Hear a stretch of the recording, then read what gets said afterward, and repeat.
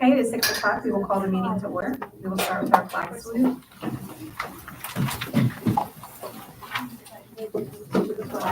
United States of America, and to the republic for which it stands, one nation, under God, indivisible, with liberty and justice for all. Mrs. Paulding, will you please take the roll? Certainly, thank you. Mrs. Parenti. Here. Mrs. Parenti? Here. Mrs. Schuler? Here. Mrs. Bayancheck? Here. Ms. Jeffrey? Here. Mr. Nicolay? Here. Mrs. Perry? Here. Mrs. Quinn? Here. Mrs. Reynolds? Absent. Mr. Thornton? Here. Thank you. I would like to introduce our Spanish interpreter, Mrs. Suzette Marie Carter. Hello. Thank you. The New Jersey Open Public Meetings Law was enacted to ensure the right of the public to have advance notice of and to attend the meeting of the public bodies at which any business affecting their interest is discussed and acted upon. In accordance with the provisions of the Act, the Board Secretary has caused notice of this meeting to be published by having the date, time, and place thereof posted on the bulletin board located in the hallway outside of the administrative offices. And notice was provided to the Courier News, the Home News Tribune, and the Middlesex Borough Clerk.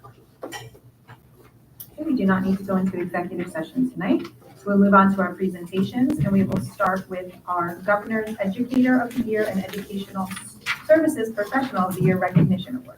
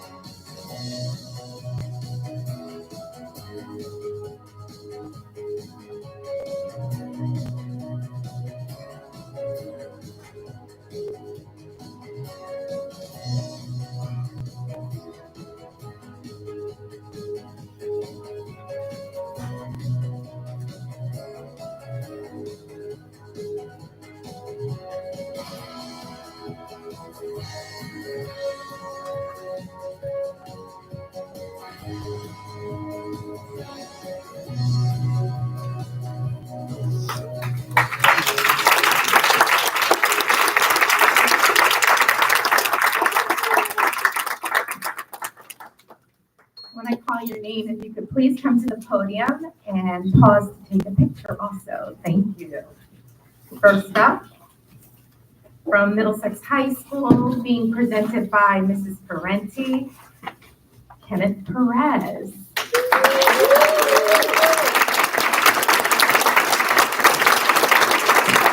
Principal and Mr. Leeson and Mr. Bouvet, if you could also come to the podium to take a picture. Thank you. You guys got me in my baseball on. Just had me. One, two.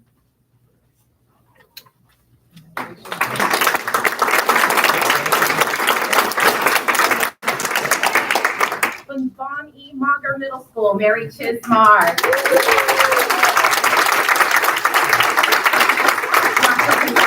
Ms. Moreland, can you please come to the podium also?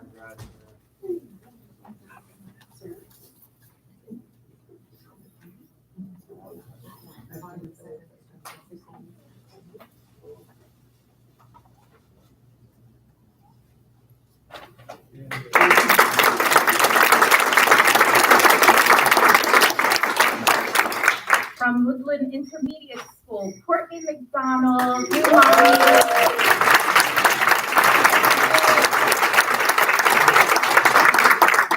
Ms. Vasquez.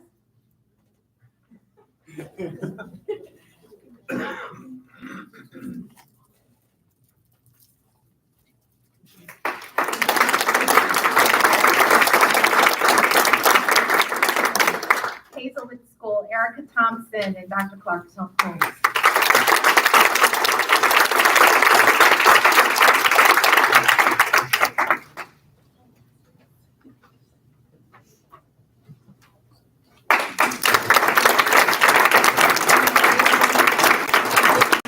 Parker, Laura Albanese.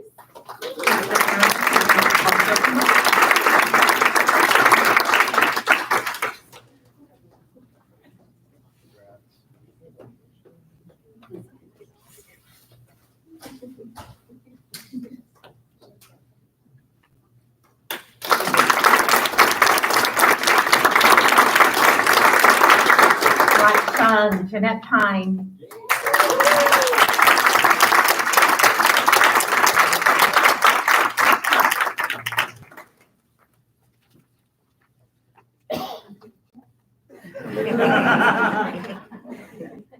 Okay, go on.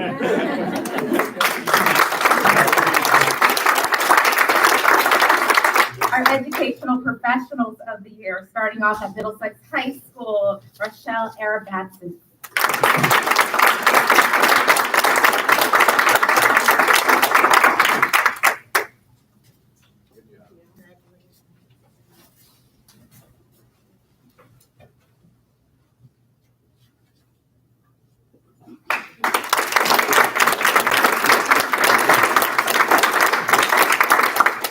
From Walker, Anna Trejo.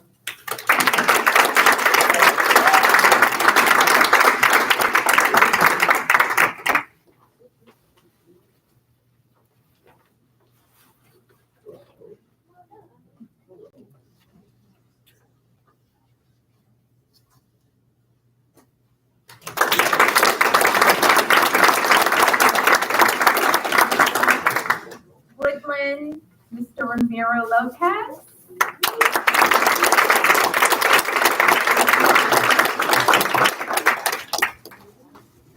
Well, we congratulate him anyway. From Hazelwood School, Mindy Durkin.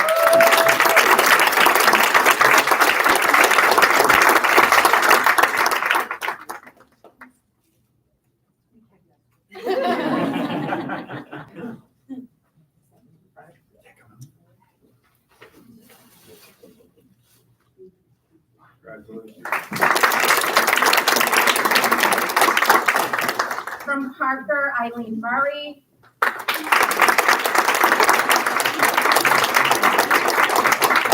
There she is. I know, I saw her all day.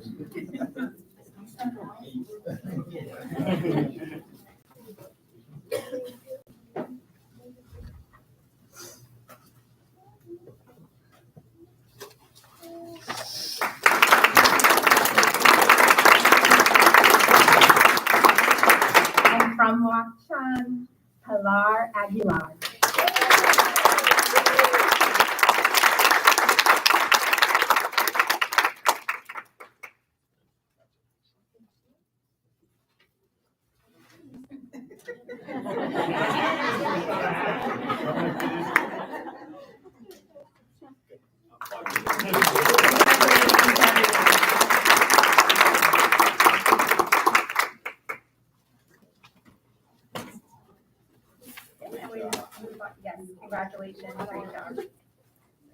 Now we will move on to our second presentation. The district's architectural firm of record will provide the board with a presentation that includes updates on construction projects, a review of the long-range facilities plan, and an overview of district facilities.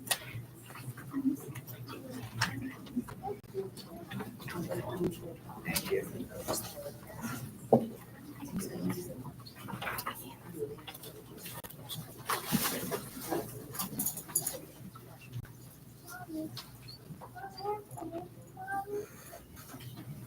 Thank you.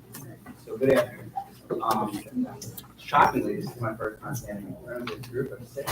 Maybe with the exception of one person. We have been your architect for 21 years. So over that time, I want to touch on two parts. Caitlin is going to touch on all of the projects that we've recently completed and what we can do and what we plan on doing. I just want to touch on our relationship as an architectural firm and you as a school district. We have been representing 81 school districts in the state, and I went to school to draw pretty little pictures, and what I ended up having to do is budget and help you financially plan for your future. So that has taken kind of the role of what we do, and the way that we do that is through a capital improvement plan, which is basically planning out not just next year, planning out what you're going to do for the next 20 years, and then prioritizing that into what you should do year by year based on your feedback, and then we will update it as time goes on. So Caitlin is going to walk you through. Caitlin Adamas. Hi, everyone. Okay, so today we're just going to go over a brief overview of the capital improvement plan. I'm not going to talk about 200 projects on that plan, but we'll just give you a brief idea of where we're at regarding the completion of those projects. Right now, we're about 5 years in. So when we first created this capital improvement plan, it was 2019. So that was about 5-6 years ago. Now we're starting on the 5th construction season there.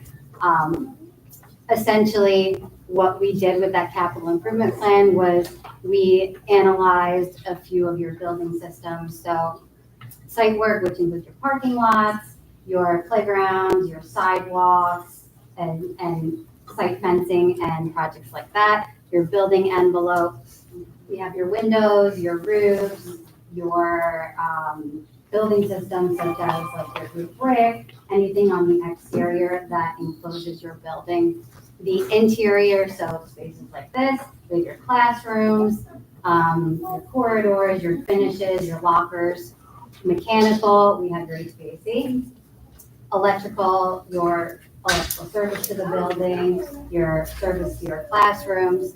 Plumbing, so your restrooms, which have been a big ticket item over the last couple of years. And essentially, we prioritize those projects into good condition, fair condition, and poor condition. So when we first looked at these projects, this was done in 2019. As Billy mentioned, these projects will evolve as we progress. So that's why you typically, you'll revisit your LRFP every 5 years. And you'll take a look at those projects, see where we're at, reassess based on the condition of those categories. So just starting off at Hazelwood. So these percentages are generated based off of the quantity of projects we indicate in the capital improvement plan.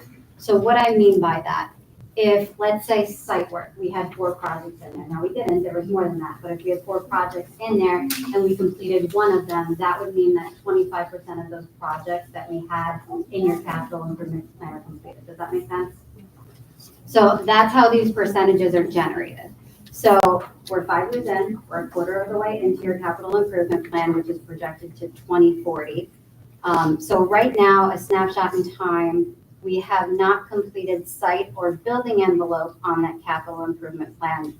However, I just want to mention, prior to this plan being created, you did your windows, you did the roofs, so your building envelope is intact. Now, interior, that percentage is related to the corridor ceilings. We did that with the fire alarm project. Mechanical work, the 40% is related to HVAC. So we are actually doing some HVAC this summer in the school. We've got the gym office, we've got the faculty room. Electrical, you just had an electric service upgrade a couple of years back so that you could eventually add AC to some rooms like your gymnasium, and a few of the classrooms that currently don't have AC. And then plumbing, electrical also includes fire alarm upgrade. We had a full fire alarm upgrade last year in that building. And plumbing is your restrooms. You did your student restrooms, you did your faculty restrooms, the group restrooms. So the individual classroom restrooms have yet to be completed, which is that remaining 30%. So moving on to Parker, site work is about 20%. I know you have some upgrades there to your playground equipment and some site fencing. The remaining 80% is the parking lots, which I know you have planned to do that for next summer, not this summer. Building envelope, what's been completed is you've got your roofs completed, you have your windows completed. Really what's indicated here, the 25%. There's just some miscellaneous repointing and sealant that we're taking care of this summer with the unit ventilator project. The interior, that is again related to your corridor ceilings. That's getting taken care of this summer as well with your fire alarm upgrade. We also know that you replaced the flooring in the multi-purpose room. Mechanical, you are replacing unit ventilators in that 1962 wing this summer as part of a ROD grant project. Electrical, there's just some miscellaneous electrical work involved there. Fire alarm is a big one. You're doing the full building this summer. And plumbing, you have your student restrooms and faculty restrooms are happening this summer. So Watchung site work is high because you were able to take care of your parking lot and your bus drop-off area. This summer, there's some talk about potentially doing the paved play area in the back if referendum funds allow. Building envelope, so again, there was some, I know that the windows were not as recent as all the other schools, but they are more recent. And there was some repointing, there was some masonry pediment work done over the last few years. So interior, you're doing your corridor ceilings again this summer with your fire alarm project. Mechanical, we're replacing the boiler this summer with the ROD grant project. And electrical, fire alarm upgrade the entire building this summer. Plumbing, nothing there, but I do know that the restrooms were completed. It was 2010, 2009, somewhere around there. So they are more recent. They're not as recent as your other restrooms, but they are more recent. Von Mugger, so the site work, that's 85% because you were able to take care of the parking lot, your service drive, your paved play area. So a lot of that work is completed. Building envelope, again, I know that the windows were more recent. This summer, we're actually doing the roof over the gymnasium, and we're just going to continue to tackle those roofs that need to be addressed next summer. I know you have slated the roof in the front and also the entrance area where that plaster needs to be repaired. Interior, we did the ceilings in the corridor last summer with the fire alarm project. As we do unit ventilator replacements, we continue to replace and abate your flooring in the classroom, wing by wing. Mechanical, so unit ventilators, we continue to take, chop away at that as we progress. The boilers were replaced last summer as well. So actually a large portion of your unit ventilators have been replaced. More than, you have more replaced than not replaced. So you're in a good spot. And then electrical, your fire alarm upgrade, you did the entire building last summer. Plumbing, we did a couple of restrooms by the locker rooms last summer. So just continuing to progress there. And the high school, there was no site work done. over the last 5 years, but I do know that facilities does have some plans to redo the parking lot sometime in the near future. There's been discussions about that. The building envelope, these windows were installed in 2016. The roofs, you continue to tackle roof by roof. We just did the gymnasium roofs, that was last summer, I believe, and we just continue to tackle that as priority allows. And then mechanical, we are doing unit ventilators this summer in 100 Lane. So that's the first phase of, there's about 8 phases. That's the first phase of work that needs to happen. Your electrical, so we started out the referendum with taking on an additional phase. There was going to be a phase after that. We actually had remaining funds in the referendum that allowed us to take care of the rest of the building. So you have a full fire alarm upgrade here as of probably a few weeks ago. So we're in punch list phase there. And also as part of that, this summer, we're tackling abatement in the corridors and the replacement of your corridor ceiling. So that's a pretty big deal and a big feat to accomplish. And plumbing, I know that when I started at PSA, we were finishing up the restrooms and wing over here. We took care of a few more last summer as well. So here's some photos of some of the work that we've done. So your parking lot, roofs, some corridor ceilings, mechanical, so your unit ventilators in the classrooms, electrical upgrades, that's at Watchung, and then plumbing, your restrooms. This is generally what your restrooms look like that we replaced last summer. So, that's it. Does anyone have any questions? Just the percentages, are they based on the monetary value of the project? They're not. It's strictly based off of the quantity of projects that we included in the capital improvement plan. So if there were 4 in site work on one school and we completed 1, it's 25%. Yeah. You did say that, but you know, it's curious No, that's okay. if money had anything to do. It does not. Thank you. Caitlin, can you just explain to those who are not on the Finance and Facilities Committee what a ROD grant is? Sure. So, yeah. So there are different funding sources throughout the state in which you have, in which you can take advantage of funding the projects that you need. It's everything from your capital reserve to your capital outlay to your maintenance funds to referendums. And one of the opportunities that you have is something called a ROD grant. What a ROD grant is for regular operating districts that they can submit a qualified project, and those qualified projects are level 1 projects, roofs, HVAC, all of that, and they will fund up to 34% of that project for you, they being the state. So it's a great opportunity for a school district. They did them in 2013. It was very crazy back then, and they did it again, and it was very crazy this time because of it's a certain window that you have to submit these for. You qualify for quite a few because they only did, and they even slimmed it down from level 1 to only roofs and HVAC. And we were able to submit and take advantage of those to the point where they all were done and put out the bid and came in below the estimates, which means that you'll get the full funding of those projects. Is that a good explanation? One more question. Can you explain abatement? Abatement as a whole of what it is? The asbestos abatement that we have to do every time we open a wall here. Just, So, I mean, I know what it is. I don't know so if everyone else does. there are varying levels of hazardous materials in most schools in this state, just based on when they were built.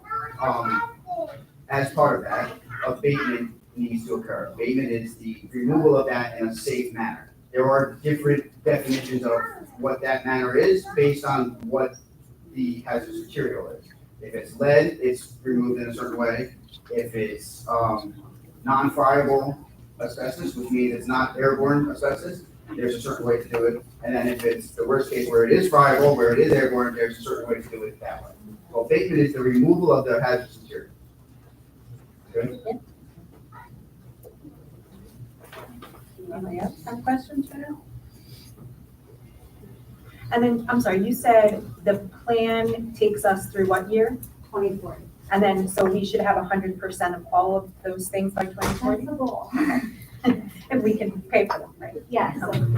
So that's always a problem. I mean, we do this for a lot of school districts, and it's really, I mean, our job is to come in and say, look, this is 10 years old. Usually these last 20 years, you have 10 years left, you know, and this is gonna cost you $1 million to replace.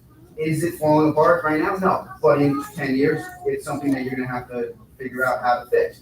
But there's also 15 other things that you're gonna have to try to fix with this same small pool of money. And that's where you all come in and kind of guide us and say, look, this is killing us, you know, this is not working, this is falling apart, we're not getting heat, whatever it is, and then that becomes the priority. But at least we could give you the map to say, start thinking about this in the next 5 years, because there's a likelihood that it's gonna be a problem. I will say the majority of projects you completed over the last 5 years were referendum and progress. I will say.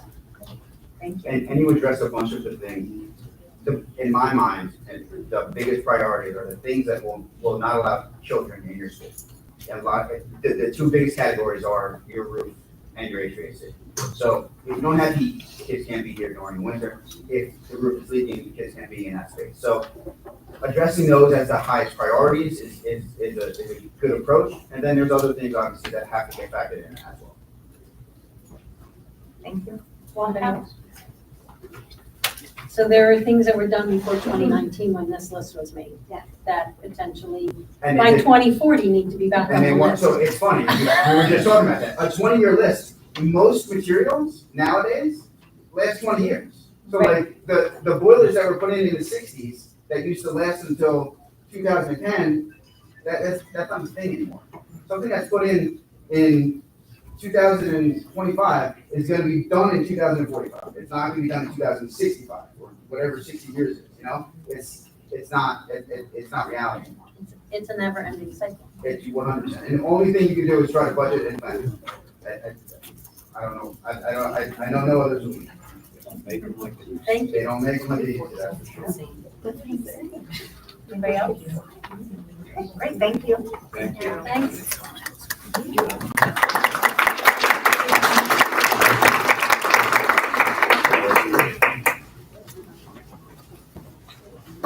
Okay, we will now open the public comment portion of the meeting. Comments at this time are limited to agenda items only. Please come to the podium and put your name, address, email address, and subject of your comment into the record book. Before speaking, please give your name, address, and subject of your comment to Ms. Margaret Consolti, Acting Board Secretary. Direct your comments and questions to the Board President. You may speak on 2 separate topics for up to 3 minutes each.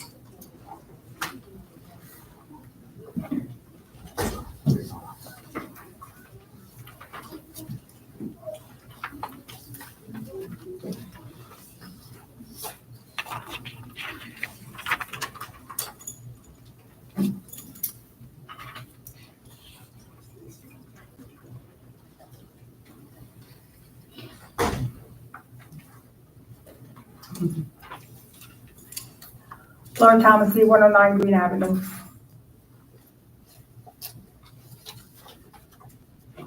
I have a question about the bill list. So is this the first time that the board members see the bill list when they see it on the agenda? Yes, well, there's finance facilities. You go over that in the committee meeting. And then when the agenda is released to the full board, we see it, but we usually get that before the public does. So I have a problem with that. Seeing the bill list to review is meaningless because it's after the fact. Everything's been purchased and paid for. So I don't feel the board members can have any comments for approval or disapproval. So I would like to see if there could be a list of potential expenditures that are over $500 be presented to the board to review and decide if those purchases are necessary. So then the board can approve them or not approve them before the actual purchase takes place. Because reading the bill list, you're just reading what's been paid, but you have no control over what the money's being spent on.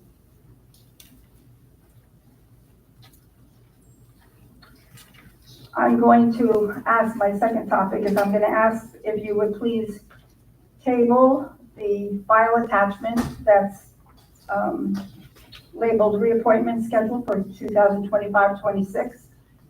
It lists all the tenured people, the non-tenured people, and I am asking if the board could do a little research on the renewal of the Hazelwood principal. I don't know who did evaluations this year, and if the board members were privy to see those evaluations. But after coming to meetings and speaking to people, obviously there's a few problems going on over at that school. And I feel it's fair to give everyone a chance at a new position, but a principal's job is very important as it requires great leadership. So from listening to the parents, and I believe you all listened for the past few months about all their concerns, I feel that there are some shortfalls, and I have a few that I'd like to state. So not following board policy, allowing people in the building to check their ID, have them wear a badge and know who they are. That's important.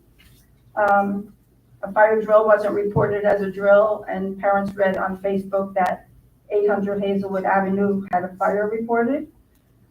Not hiring an internal candidate in a timely manner to ensure instruction was not disrupted due to a maternity leave when the proper notice was given by that person asking for the leave. I understand issuing tickets to go to events at the school, which is a wonderful thing. However, you need to collect those tickets to make sure the proper people are entering the event. I'm concerned very much about accountability with students in school. If parents had filled out forms for taking their child to work day, but then still received a call that their child was absent, that to me is a little bit upsetting. Incidents of kids being hit by other kids and not being notified and not being told what the reprimand might be. So hence the situation occurs over and over. And lastly, as a principal, if not only the principal, the teachers, the secretaries, everybody in the school should know every student's name and know their face and know who they are. This way it will eliminate personal information being given to the wrong parent. So with all these concerns that I just stated, I would ask that maybe you please table this until further investigation can be done so that we have the proper leadership at Hazelwood School. Thank you. Thank you.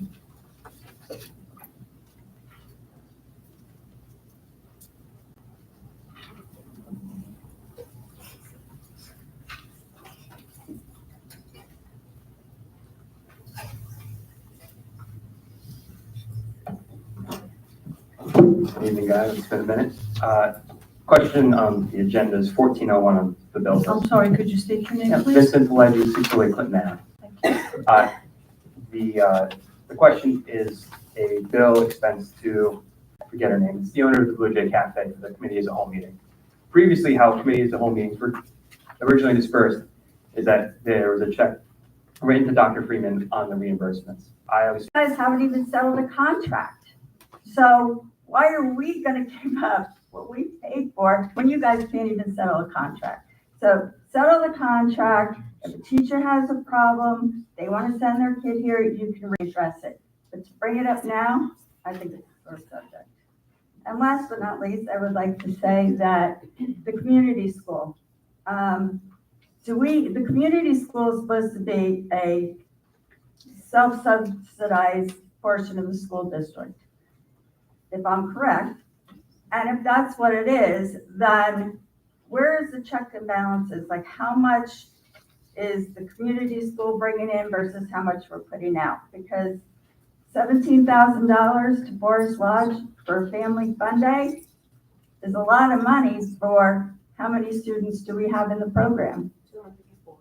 Okay, 204 divided by $17,000. So that's a lot of money. And if it's totally subsidized by them, I'm all for it. It is. Okay. Then where can I find the accountability of that? What are the line items that say what we brought in and what we took out?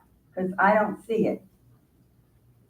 So if somebody could email me how much was brought in and how much was paid out, I would appreciate it. My email is on this list, and you can send it to me. Thank you.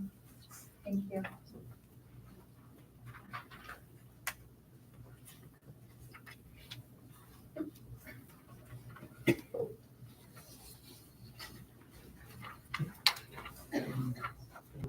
Follow my sister, Lisa Zymek, at 5 Brunswick Drive. I just would like to say to the board members, and I don't blame the superintendent for this, but I do blame the board members. I am appalled that you guys would vote to pay full tuition for teachers, students to come to the school when you won't even vote on a contract for our teachers. I just can't understand it. I understand Dr. Friedman's trying to bring in experienced teachers.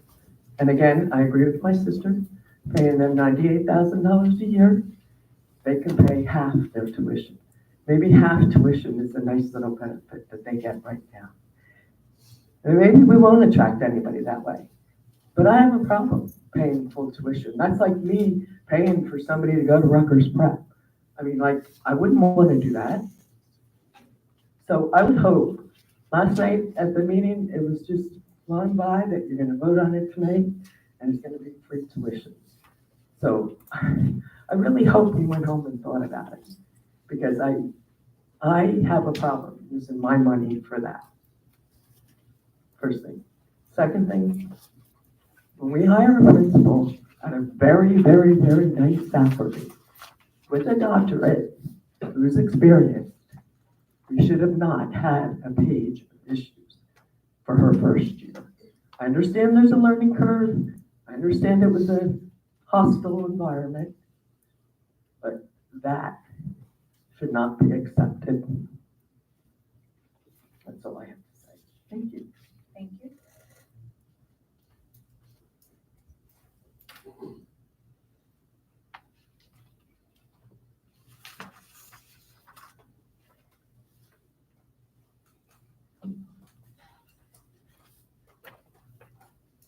This is agenda items, right? Yes.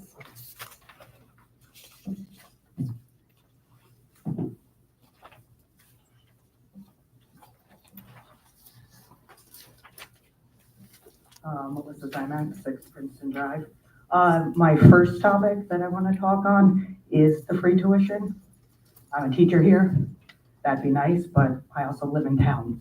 I pay town taxes on the higher end of the town taxes. I do think offering discounted tuition is fine, but as a teacher, if I have to put my kids in aftercare, I get a 10% discount. That's what our teachers are offered. 10% to fulfill the contract hours, right, that we work for you, that don't always match up with sending our kids to our school. For instance, I need to be at the high school earlier than my children need to be at Hazelwood. So therefore, I would have to pay for before care. I get a 10% discount. But now we can hire anybody who doesn't live in town, and their kids could come to the school for free. Doesn't seem right. I pay taxes in this town. I want to live here. I want my kids here. Do I think we should hire people who also want that? Definitely. Go for it. But you guys also pay those taxes. Okay? Your kids also go here. And you know what happens? Maybe it does attract people. Maybe we get people from all over, and they just come here because they want to send their kids here. What happens next? We're paying Somgin for a referendum. You say we're out of space. We're just going to offer free tuition? Does that make sense? My next topic is on the agenda item of the non-tenured administrators. Last month, I got up here, I talked about how emotionally toxic Hazelwood School has become. And unfortunately, tonight I have to stand up here and point out how incredibly unsafe Hazelwood has been. It makes me sick to my stomach to know that had parents not sent emails after a recent event, Hazelwood could have been the next Sandy Hook. Every parent at Hazelwood deserves to know just how much danger their children have been in. I had the privilege of attending the Enrichment Expo at Hazelwood School Wednesday, May 14th. I received the invite from my child, but was not given any tickets for attendance. Some people were upset that 30 people were left to wait in the rain. I was not. I appreciate security measures. Turns out that's not what it was. Once the secretary realized 30 people were waiting outside, we were allowed to wait in the vestibule. Many people piled in, and more people were allowed in by others opening the doors. The principal went to check if it was ready, and then came and opened the doors to allow us all to walk to the library. We were not escorted, just pointed in the right direction, and no one was checked for verification that they were supposed to be there. That's a major security issue in a school that does not have the luxury of the security administrator you all deemed was necessary last summer, or a class 3 officer we've been promised.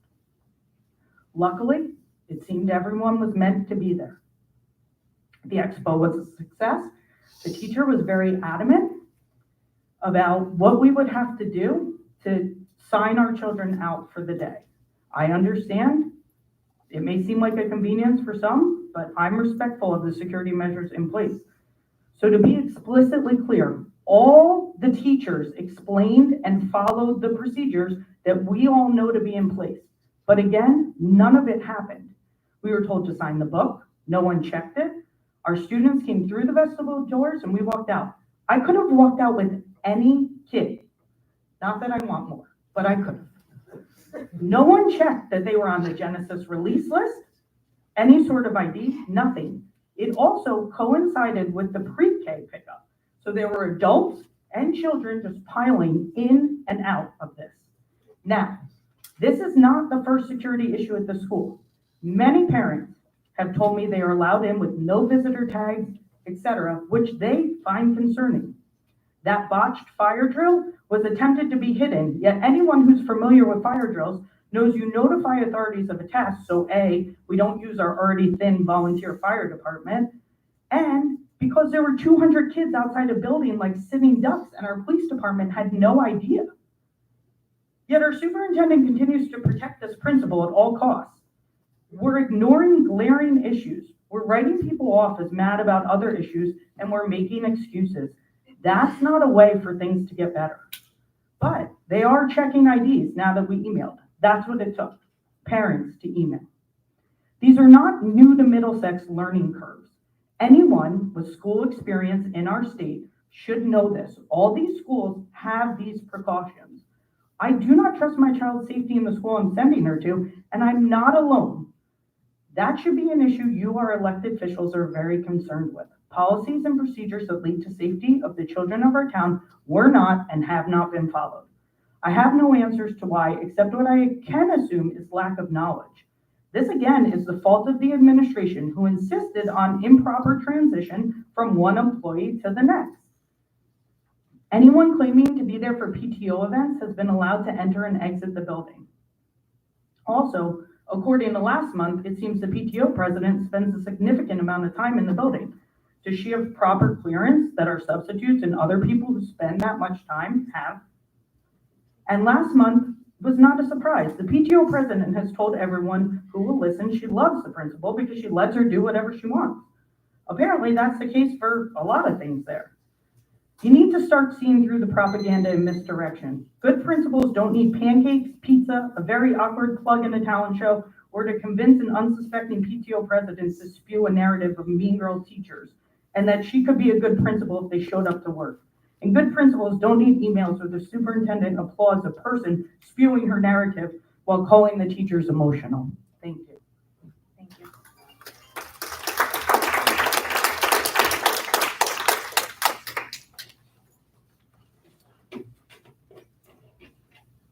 Okay, we will now close this public comment portion of the meeting, and we will move on to our announcements. So I just have a couple of things that I wanted to bring up tonight. I just wanted to congratulate our M2M students. They graduated on Tuesday. Vincent was one of them. So, and thank you for your tonight. So they graduated college before they graduated high school, so great job. And I also wanted to congratulate again our educators and our educational services professionals of the year. We appreciate everything that you do, and it is very well deserved. I just wanted to let everybody know that our new esports program was recognized officially as a varsity sport, which is great because now they can all get varsity letters, and they are ranked #1 in the state currently. So good for them. And that is all I have for today. So we will move to our superintendent of schools, Dr. Roberta Green. Thank you. And again, like in the past, we have the same exact topics. Congratulations to our M2M students who graduated with their associate degrees. Also, congratulations to our educators and educational services professionals of the year. Well deserved.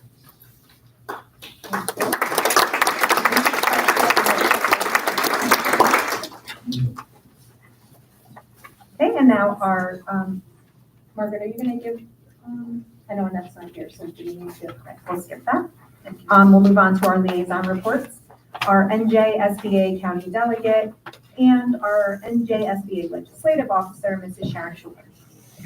So I was able to attend the delegate assembly on the 10th. There were 3 resolutions that went up for approval, and these resolutions are to approve changes in wording of New Jersey School Board Association's bylaws, and those bylaws and policies help advocate for the school district. They do not change New Jersey state law, it just helps with the advocacy for our districts. The first one, thankfully, we approved it to go into the policy on the 10th, but apparently the state was already on top of it because it was about the belief that esports should be able to get a varsity letter. So that was a quick turnaround. The second one was from Franklin Township, and that was a recommendation for students that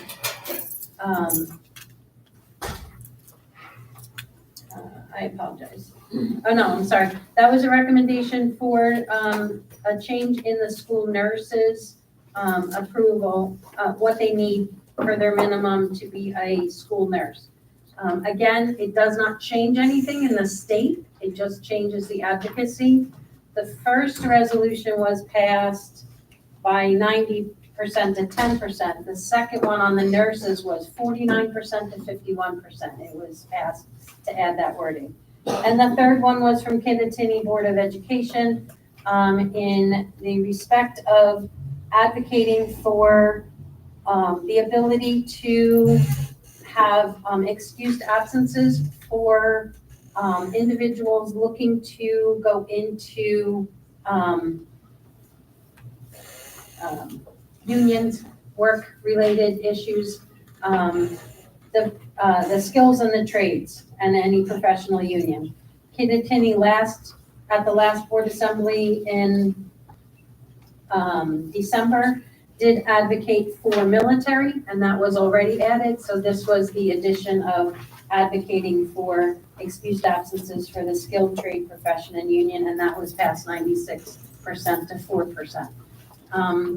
New Jersey school boards did elect new officers. The president is Tamisha Smith from Nowton Township. The vice president for county activities is Barry Walker from Bridgewater Raritan. Vice president for finance is Dr. Tom Connors from Piscataway. And the vice president for legislation resolutions is Shanta L. Jackson from Neptune Township. And as far as the legislative committee, my next meeting is on Saturday, the 31st, so I'll have a report in June for that. Thank you. Now, our Middlesex County SBA delegate and also our Borough Alliance liaison, Mr. Thomas Thornton. Thank you. Went to the Somerset County meeting on the 8th of this month. They had the education community. They had the Teacher of the Year there, not only for the county, but she happens to be the same person for the state. Some of the things that were mentioned about teachers' feedback towards the build a curriculum, partner with the community, not just the schools, but with the towns, different clubs, different groups, and to get people to work together. It was part of it. The legislation, they have, the DOE is going to come up with policy and guidelines for cell phone and social media usage in schools. It's not the policy, they're just going to come up with guidelines, and each board comes up with a policy based on their recommendations or based on their guidelines. Let's see. That's all I have for that. It was more an awards meeting than anything else. They did talk about board certification, individual certification. And the next one was on the 14th. I'll change my face like this is for the Middlesex Alliance Committee. Due to the cuts with the National Night Out, they're not going to participate. For the Middlesex Alliance Committee, for those who don't know, it's drug and alcohol awareness for students from the start of school all the way up to grade 12. What they do, they sponsor different events. They're sponsoring the Police Teen Academy this coming summer. They also they filed for grant, which they are approved. And they ask if anybody has any ideas for, the state tells the Alliance what the grant can be used for. This coming year for 25 and 26 is going to be for underage drinking, marijuana, and vaping. So if there's any school programs that anyone, teachers or anyone's interested in possibly getting in, they would have to come to a committee meeting and do a presentation. Kind of funny, they mentioned the Kindness Club and Dr. Mike. I had to say that for her. You did. They went through the whole thing about how you got Dr. Mike here.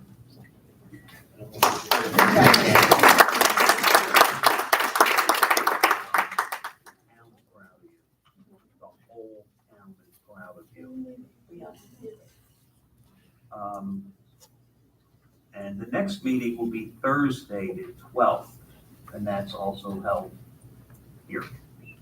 And that's all I have for those. Thank you. And I believe the Middlesex County meeting is tomorrow, right? Yeah. It's tomorrow. Yeah. They have a virtual option, so if anybody's, I think I did register for it, so if anybody is available. The virtual starts at 6:45, I believe. Yes. Okay, and now our student representative, Ms. Arshdeep Parmar. Dr. Mike. Good evening, respected board members, teachers, school staff, Dr. Mike. In the last meeting, I informed the board about the hallway decorating, which took place during the last meeting, whose winners were juniors, but seniors won the class trip, which would be going on May 28th to Eagles Landing, located in North Brunswick. On May 9th, Middlesex High School students had prom night, which was a very fun and memorable night, especially for seniors.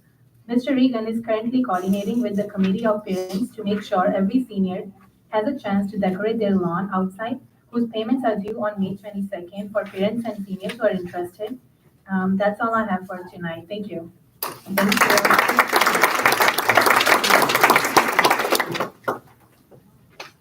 Okay, we'll move on to item number 6. We have 6.01 is the Committee of the Whole and the regular public meeting minutes from last month, which was the 23rd and 24th of April. 6.02 is corrections and revisions to previous board agendas, as noted there. Superintendent I'm sorry. Does anybody have any questions? Okay, superintendent recommends approval of items 6.01 to 6.02 as presented. So moved. Second. Mrs. Contalti? Who was the second? Sharon. Sharon, thank you. Mrs. Schuler. It's usually Trish, but she's not here. Make sure it's on. I was wondering who's going to jump in on that. Right. I forgot. Mrs. Parenti? Yes.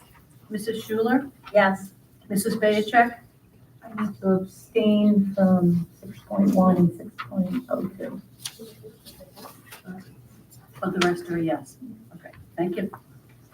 Ms. Jeffrey? Yes. Mr. Nicolay? Yes. Mrs. Perry? Yes. Mrs. Quinn? Yes. Mr. Thornton? Yes. Thank you. Thank you. Oftentimes, it may appear to members of our audience that the Board of Education takes action with very little comment and in many cases a unanimous vote. Before a matter is placed on the agenda at a public meeting, the administration has thoroughly reviewed the matter with the superintendent of schools. If the superintendent is satisfied that the matter is ready to be presented to the Board of Education, it is then referred to the appropriate board committee. The members of the board committee work with the administration and the superintendent to assure that the members fully understand the matter.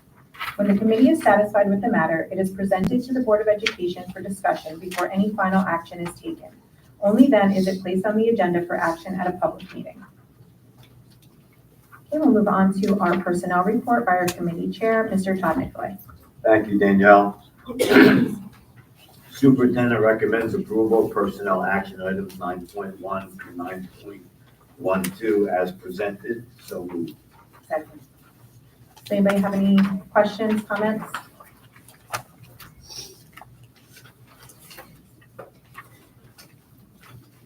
Okay, Mrs. Contaldi, can you please take the roll? Mrs. Parenti? I need to recuse from 9.12, numbers 6 and number 14. Yes to the rest. Thank you. Mrs. Schuler? Yes. Mrs. Bayachek? I need to recuse from 9.12, number 15. Yes to the rest. Thank you. Mrs. Jeffrey? Yes. Mr. Nicolay? Yes. Mrs. Perry? Yes. Mrs. Quinn? Okay, for 9.5, I need to recuse for Gary Brenner. 9.12, number 8, the same. And then number 18, I'm voting no. And with reason, for this board member, I cannot in good conscience approve someone on this list that supposedly has broken policy. Mr. And Thornton? yes to the rest. For 9.2, number 18, I vote no.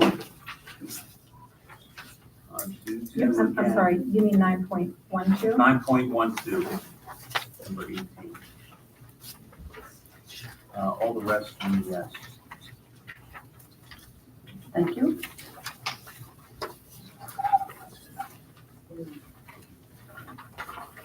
Thank you. We'll move on to our education report by our committee chair, Mrs. Brenda Perry. Good evening. The superintendent recommends approving. Did you vote on that? Did I vote? You didn't vote. The next year? No, I said yes. You said yes. You said yes? Okay. Yeah. I'm sorry, I missed it. I missed it too. Confusing me. Sorry. Continue, please. Okay, superintendent recommends approval of the education action items 11.1 through 11.13 as presented. So moved. Second. Any questions or discussions?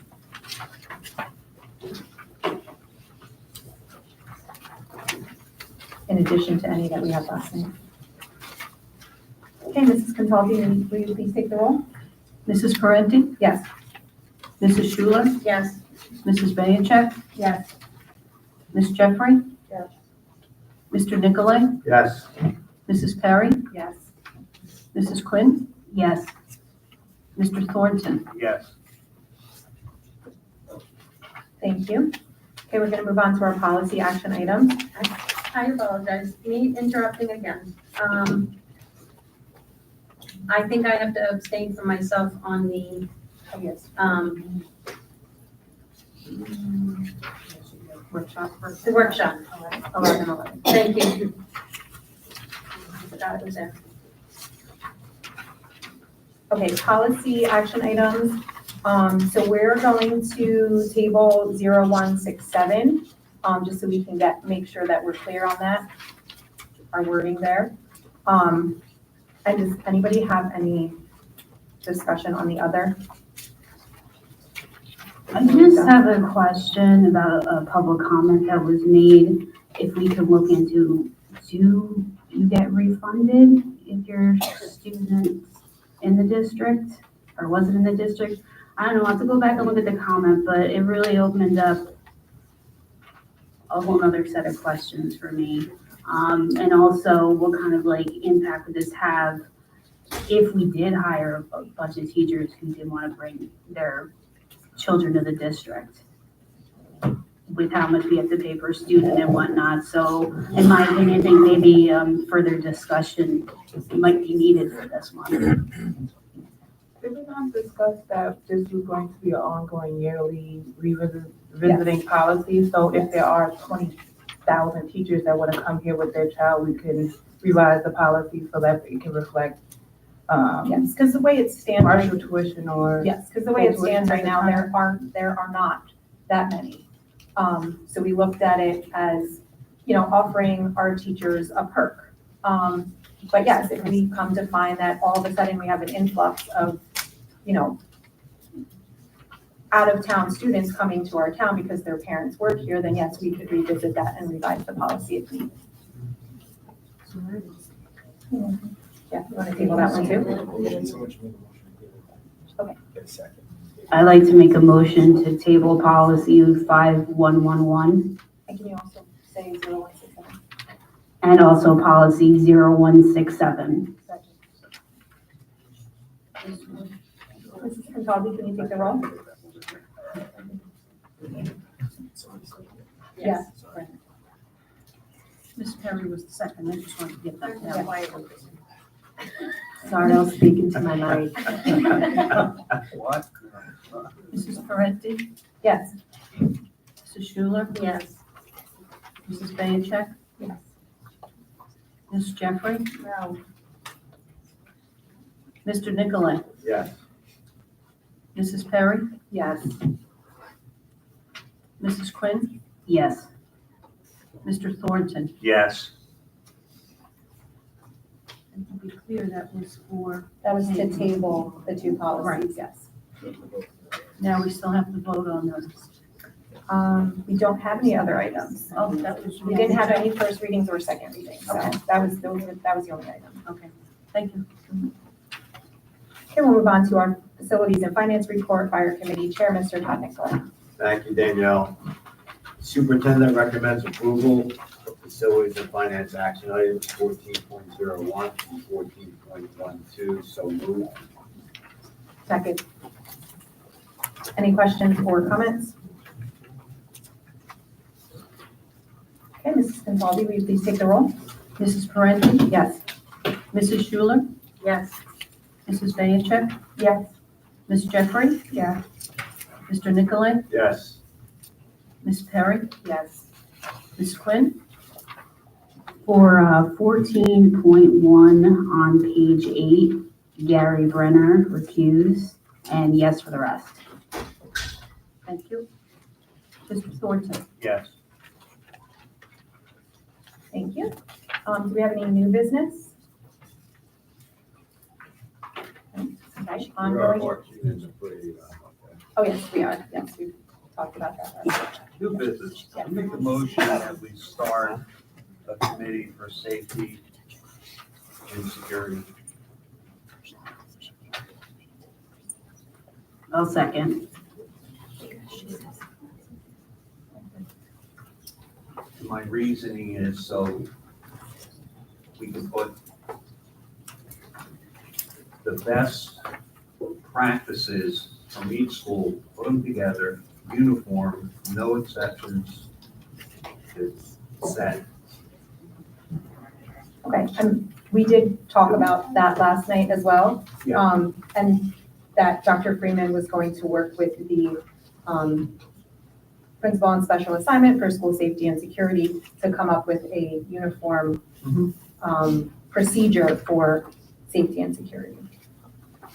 So if anybody feels that, Is this a, I'd like to put a side question, because I don't know, like, it's our position to,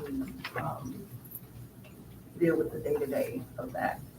So I would like to know where's the clarity on procedural-wise, is there separation? The board members definitely can't deal with the day-to-day on that. Exactly. So my question would be, who's going to comprise this committee. If it's not already being formed by Dr. Freeman, I guess there is some discussion to be had as to who's going to be part of this committee, including members outside of the Board of Education, obviously what the scope of this committee would be. I don't know if that's clear based on, obviously I wasn't here for the discussions yesterday, but I don't know if that's clear to the board members based on the motion that you just made before you guys vote on something.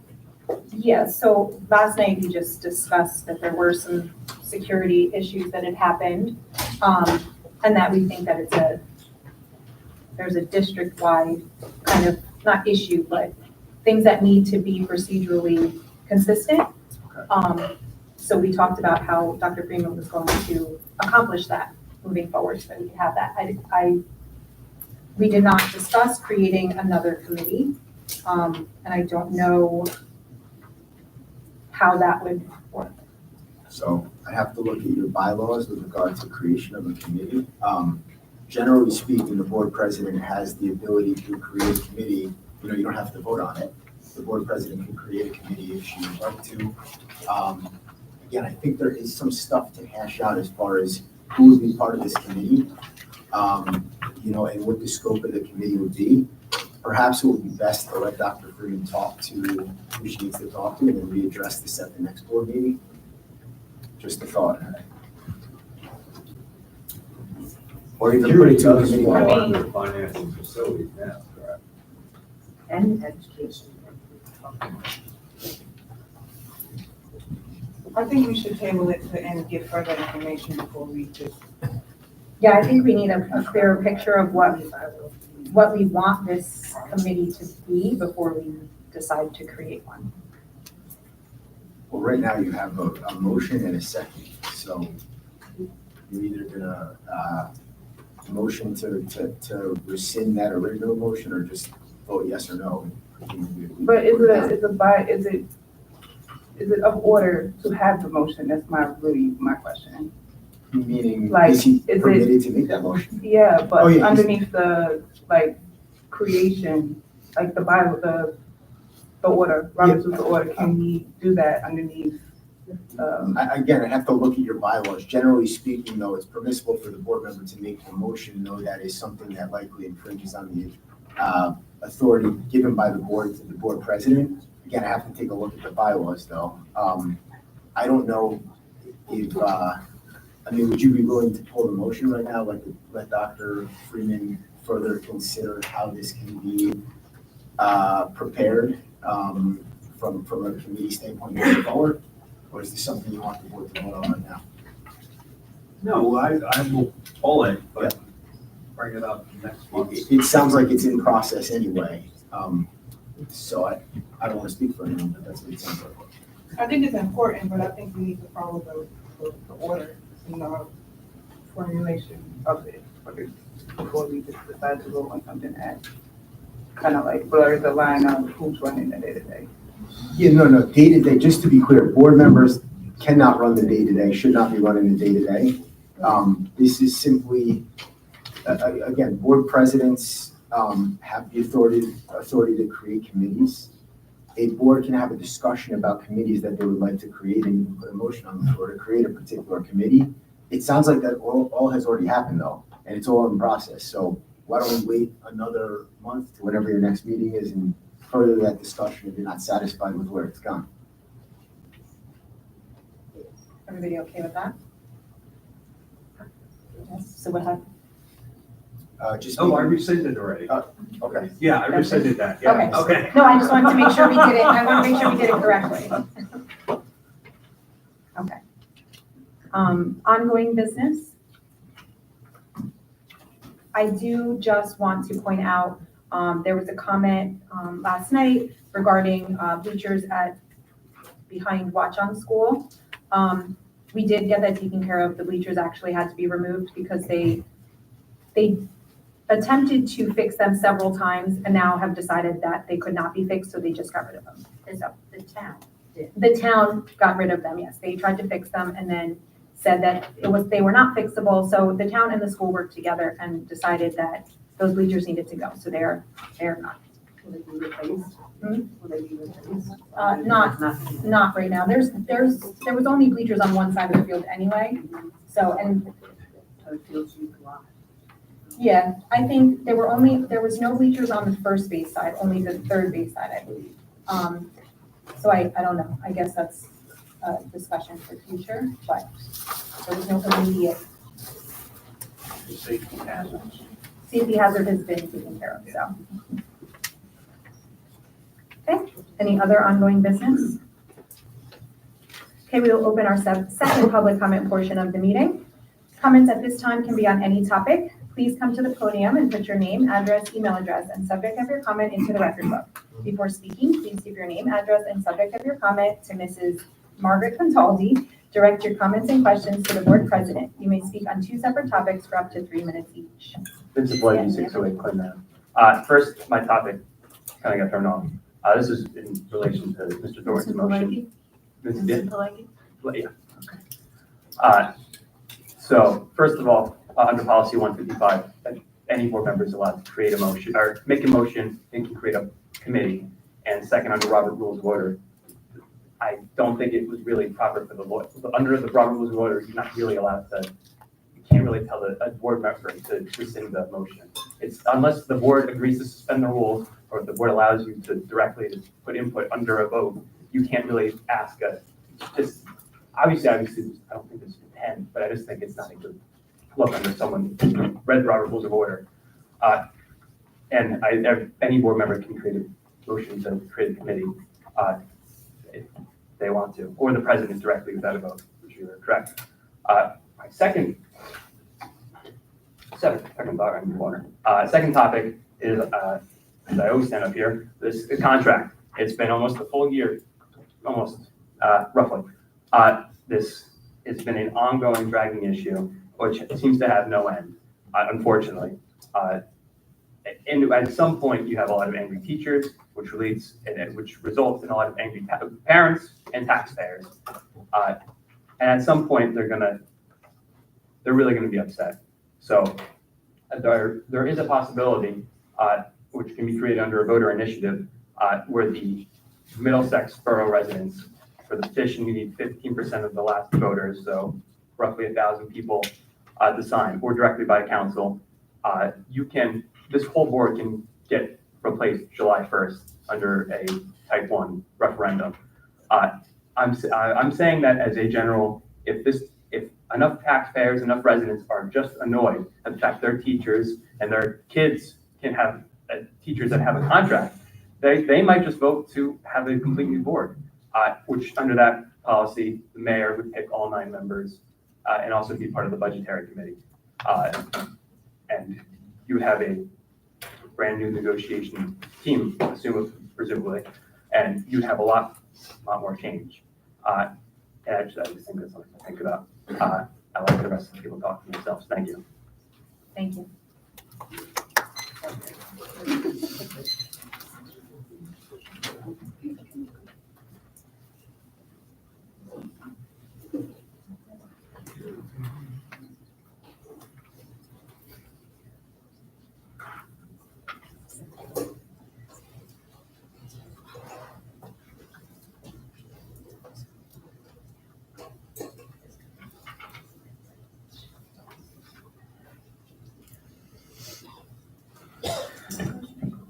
Good evening, Gary Brenner, 34 Fieldstone Drive, Somerville, New Jersey. I'm a health and phys ed teacher here at the high school. I've been here 14 years. Prior to this, I taught at Hazelwood for 6 months, straight out of college, and I've been here ever since. I have lived or taught in this town for my entire life. I'm here representing the teachers here in Middlesex, but also specifically more the high school teachers to bring to light people who may not know the schedule that we have had to teach in this past school year. We currently teach 3 84-minute blocks a day at the high school, totaling 252 minutes of instruction. Previously, we taught 6 40-minute periods equaling 240 minutes of instruction, which turns out to be an extra 12 minutes a day. Now, 12 minutes doesn't seem like a lot, but over 180 days, those 12 minutes add up, okay?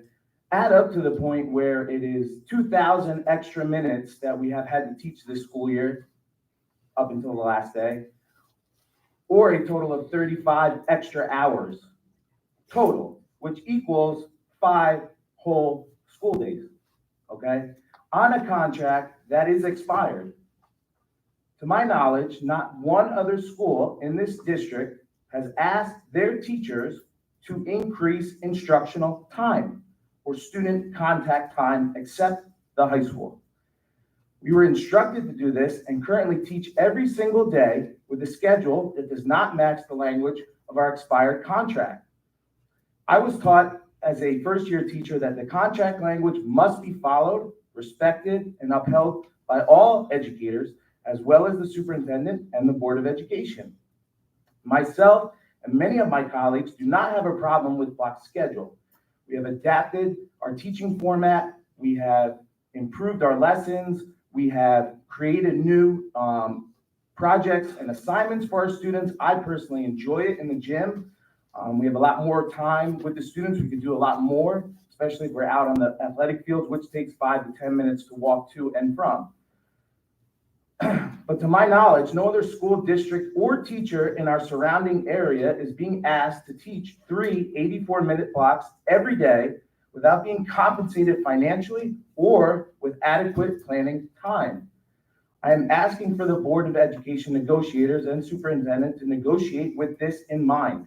We are asking to be treated with the same respect, appreciation, and decency that our peers are getting in other districts. I am concerned setting this precedent may deter prospective teachers to teach at our high school or force quality non-tenured teachers to look for other openings in other districts that provide this adequate financial or planning time. Now, I have known many of you here on the board for many years of my life.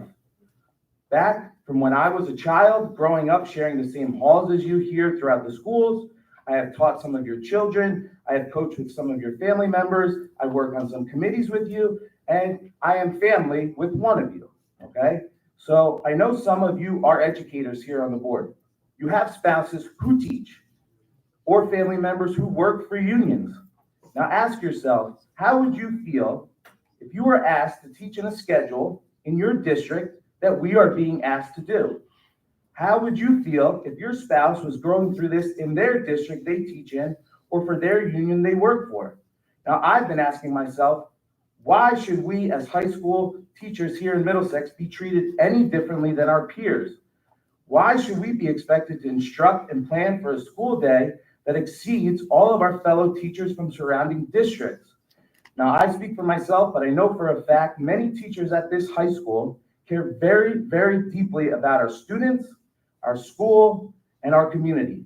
I take a lot of pride teaching here and coaching in this town that I was raised in. I am asking for the same care, pride, and respect as our fellow professional educators. Thank you.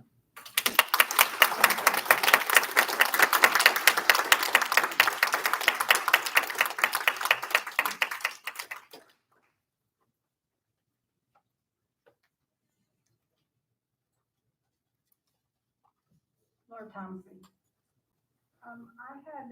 I've asked this question many times at the meeting, but I have never gotten an answer. And I'm asking if you board members know about the MOU, which is a memorandum of understanding between the board and the town as far as getting the Class 3 officers into our schools. Any response? You know? I'm aware, yes. Okay, so I did my research, and it seems that it's the school that has not followed through with the MOU. The town has been ready. They've been coming to you for 4 years now, trying to get this project underway. And with the security issues that were discussed, I feel it is very important for you to get that MOU to the town so that they can get started getting these officers. So would you please put it on the agenda for next month's meeting to be approved? Because if you wait till September, you can't incorporate this project in a week. The officers have to be hired, they have to be trained, they have to get uniforms. So if you vote on it next month, which is June, that would give Matt Geist, the chief of police, plenty of time to get this underway. So I ask you sincerely to please make sure that that MOU gets taken care of immediately. So I just want to comment on that. I don't know who told you that it was with the school, but it was for a substantial amount of time with the town. They were having their attorneys look at it to resend it to our attorney, which they did with no changes. And they had it for quite a while. So this is not on us. That's Okay, well, there's a big problem here because I just spoke to the business administrator in the town today. So I will advise him of what you just said to me, and I'm hoping that. We've also asked the mayor for in-person meetings quite a few times, which he is too busy to give us. So if you want to go back to them and tell them that we would like to meet with them, and that was one of the items that we would like to discuss with them. So if you could help facilitate that, maybe that would help because they don't want to hear us. Well, see, I get a different vibe. There's something going on here because one person tells you one thing, one person tells you another. I don't know who is the one that doesn't want to meet with who. Well, we've asked. Okay. I've seen emails asking, and I've seen the responses saying that he's too busy. Okay, so let me understand. So you have sent them the MOU? Yes, it was with them for quite a while. Just to clarify, it's a back and forth. It's a agreement between two parties. Both parties have spent substantial time drafting it, going back and forth with language changes, questions regarding the financial impact of it. It takes time, it always does. But to Danielle's point, it has been, both sides have waited a substantial amount of time. I'm not here to cast blame on the township or vice versa. And I hope they didn't ask you to come and do that themselves. But No, the point is, I've taken this upon myself. What I'm saying is this is a process that takes time. And that's all I'm going to say for now. Okay, The board is aware of it. The board has been working on it. And I think we're probably coming to a point where we'll have a final agreement that can be approved. Do you have any idea when? I can absolutely not give you a time frame, no. Can I ask that this be expedited because we want this to be incorporated for September? Again, there's two sides to this, so I will work as diligently as I can to make sure it's done from the board's end. Okay, well, I spoke to the VA there today and I told him that I would report back. So I will ask him to please be in contact with. Well, he can respond to Dr. Freeman's email asking about a meeting. She requested a meeting with him. So if he could respond with some dates that he could meet, that would be great. And I agree, we do want this expedited. I know myself and Shannon, this is something that school security has been something that we've been pushing for a number of years. So I agree with you that we need to get this moving, but I don't think it's fair to come up here and just put all the blame on us. As Ari kind of explained, it's a two-way thing. And it just wasn't fair to come up here and say, the school's sitting on it, we need to get it done. We know we need to get it done. And it's very important to me personally, and I think to everyone else on this board. Okay, so maybe I wouldn't have pursued it this way if I had asked this question months ago, where do you stand with this? And I never got an answer. So I did my research to find out. So it's very difficult for me to believe what you're saying to me because I don't ever get any answer back. And I might not like the answer that you're going to give me, but I would appreciate it if I could just get an answer. Just one thing to clarify there. When the board is actively negotiating an agreement with another entity, they should not, and if I was ever asked, I would give this advice, they should not be telling the public where they stand with that agreement. I mean, once the agreement is obviously approved and you submit an Oprah request, you'll obviously get a copy of it. But while the agreement is being negotiated, just like any agreement that this board creates, you or any other member of the public is not entitled to that information in real time. So it's not, my point is, it's not an oversight or the board doing something wrong. It was the board not giving you something that they can't give you. An answer could have just been, we're working on it, as simple as I that. believe we've said that. No, I never did an answer when I'm standing up there.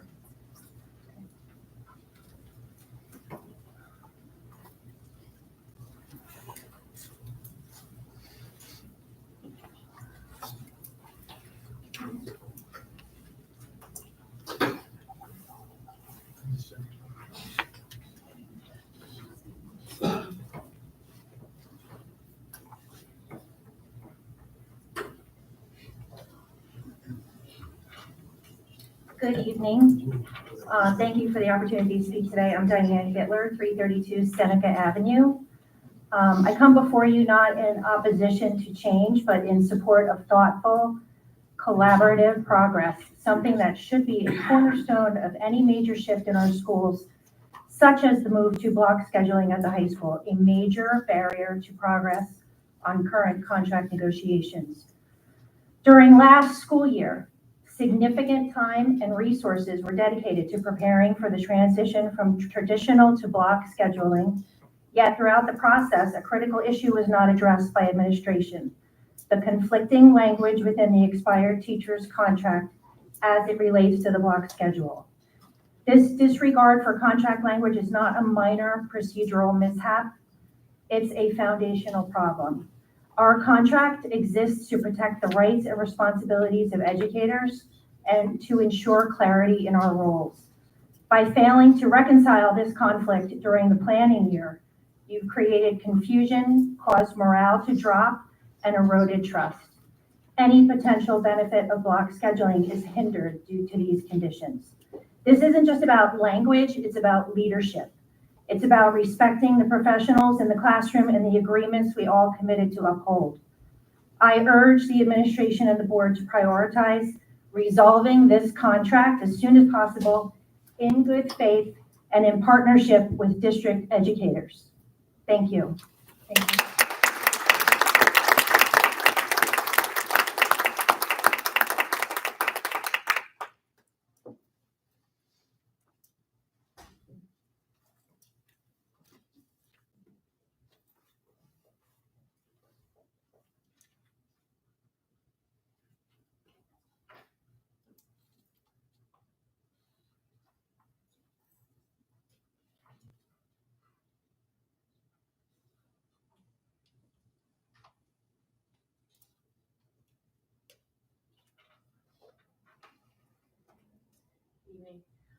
My name is Kayla Bryant Newton. I'm obviously a parent. My daughter attends Hazelwood.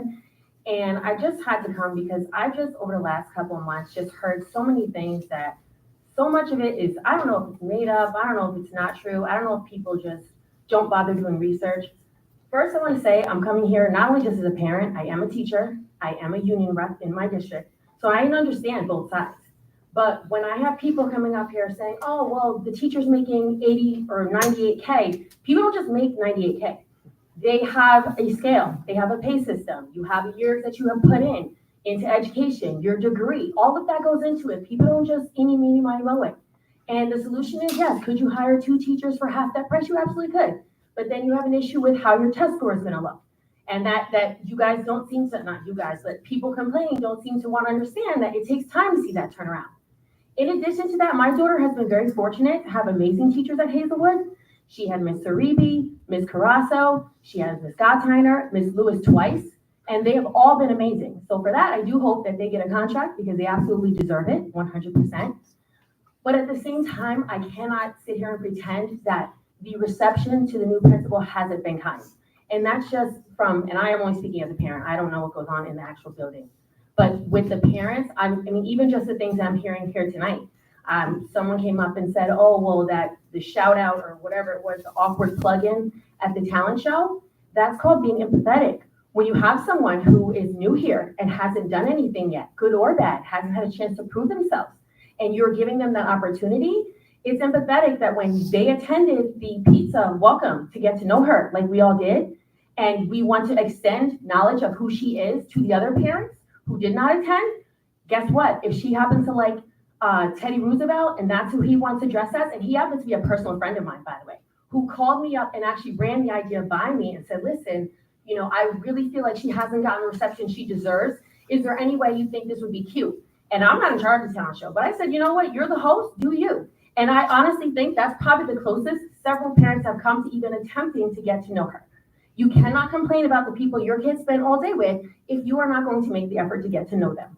Now, if you have a gripe after that, I am not going to stop you in any way, shape, or form, but I don't feel like people have been making the effort. They've just been making complaints. In addition to that, the PTO presidents, the co-presidents have been nothing short of amazing. All 4 years that my child has been there, they have gone above and beyond. These women work full-time. They are in the school regularly, not for fun. They don't get paid, by the way. They are there helping their kids, the other kids, the teachers with anything that they need. When the PTO president came here last time, I'm positive she did not intend to speak, but just like myself, she probably heard some things that were not an accurate depiction of what goes on. I am not going to say that there have not been hiccups. There absolutely have. But I also was at that expo last week where I watched, you know, these kids did amazing things. And you know what? In the lobby, was it packed at the end? It was. But I stood there with my husband who doesn't leave the house, so he will remember that we stood there and they came out and they called the kids' names and they gave the kids to you because I took my daughter home. Now, I obviously wasn't there a long time. It was raining. I don't know what happened after that, so I cannot speak to that. But I say all that to say that I feel like there's been a very small snapshot and there hasn't been a thought of the bigger picture, okay? This district has made strides in the 4 years we've been here. When my daughter was in kindergarten, it was a different super. It was a different leader of community school. I went to pick my daughter from aftercare one day and they gave me the wrong child. And there's not a lot of kids that look like me. So I don't know how that happened, but it did. And you know what? I don't come here and blast people because I do understand mistakes happen. You know, I'm not saying that's a good mistake, but I'm saying all that to say that there have been a lot of things that have gone on that have been, I've seen big improvements with this administration. And again, I'm not saying that's perfect, but I'm saying that we all have to work together from both sides because all this animosity isn't healthy for the kids and it's not healthy for the adults. And it probably explains why there is a lack of people even willing to volunteer and step up. But I do say all that to say that I feel that the reception has been icy towards her. And I think that people need to be more open-minded because she is a great person. And I've received more emails back from her about concerns than I ever got in the first 3 years my daughter was a student there. Thank you. Thank you.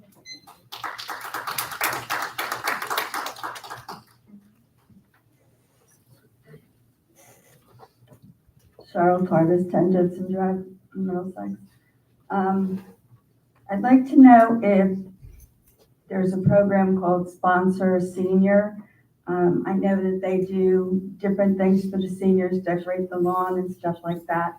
If there's a senior whose parents can't afford it, or maybe they're living with somebody that isn't their parents, if we could possibly look into that, and if there's a Sponsor a Senior, if you could let me know. The other thing is, I think if we did charge tuition, we could possibly get a new bleacher over at Watchung. And if you could, when you're speaking, speak into the microphone, because if you don't speak in the microphone, beyond the first 2 rows, nobody can hear you. So when you guys are talking, things could be getting misconstrued of what's being said because you're not talking directly into the microphone. So I think that the public would appreciate that. Also, I think bringing up the issue with the town and the board about the safety officer is a perfect reason, Mr. Thornton, to have a committee on the Board of Education to work in conjunction, as all committees do, with the superintendent. So those are my suggestions. Thank you. So on the first, and I never know which way is louder. On the first thing, the Sponsor a Senior, I know that in the past there has been a public, I know it's been on Facebook, The public does that. I don't know if sponsor a senior. I think they do the adopt a senior. And they do it where you can drop off, they fill out a list and it's their favorite candy or their favorite snacks and things like that. And if you want to adopt that senior, you can bring that to them. As far as, I think it's a project graduation thing, which doesn't exist. yeah, but I know that even last year there was, I guess, a bunch of parents who did it privately. As far as sponsor a senior, for the lawn signs, I don't think we have anything like that, but I think we can maybe find a way that if there are families that aren't doing it because of monetary reasons, that would be a good thing to do. Would the class advisor possibly know? And if somebody could speak to him or her to find out, and then if it is, you don't have to say the person's name, but just maybe put out there that if there's somebody that would like to do that, that they could reach out to the class advisor or to the superintendent to do that, or the principal, whoever it may be. We will look into it.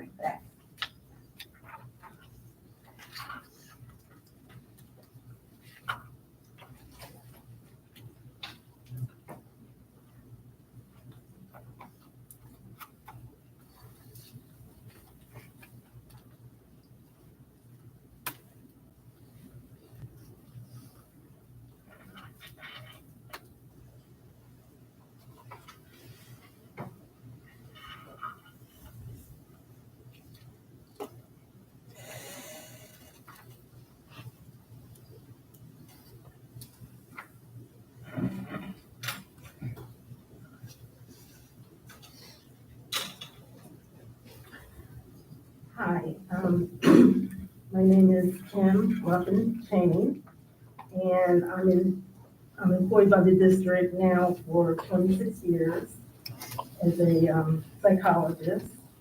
I'm also a graduate of Middlesex High School. I attended Middlesex schools, grades K through 12. And I'm just concerned about the contract not yet being settled. Even though I am due to retire at the end of this year, I just wanted to speak on behalf of my colleagues because I think that we have a lot of good teachers, teachers that really care about the students and that do go many times above and beyond for students. And I'm just concerned, even though I'm retiring, Middlesex is still my home, and I worry about the future for the students here. I had so many good teachers growing up, and I was very happy to come to work here. And I feel that, the teachers really deserve a contract. I do work at the high school, and I know that there are a lot of issues. And I would just want for the board and to negotiate a fair contract for the teachers. If not, I'm afraid that the district won't continue to really attract a high caliber of teacher. And you may even lose some that we have. So, that's all. Thank you. Thank you.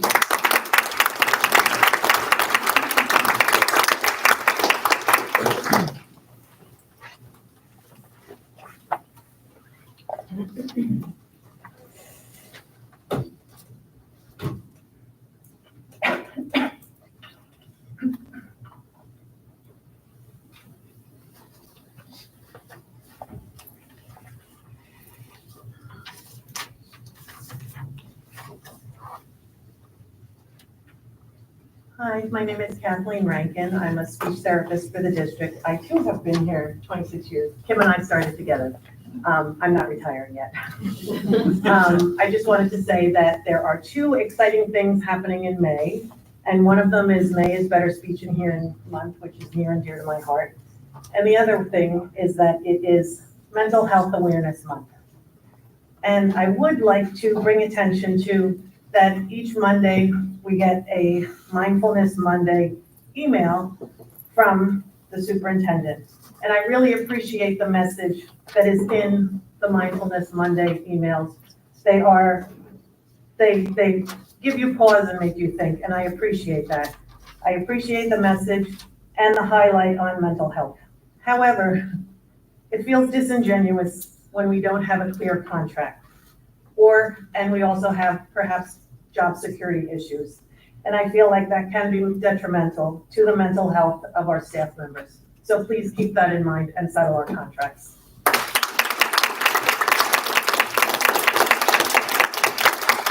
Thank you.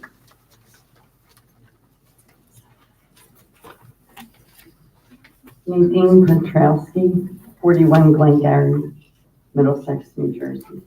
I was handed this to read to the Board of Ed by another teacher.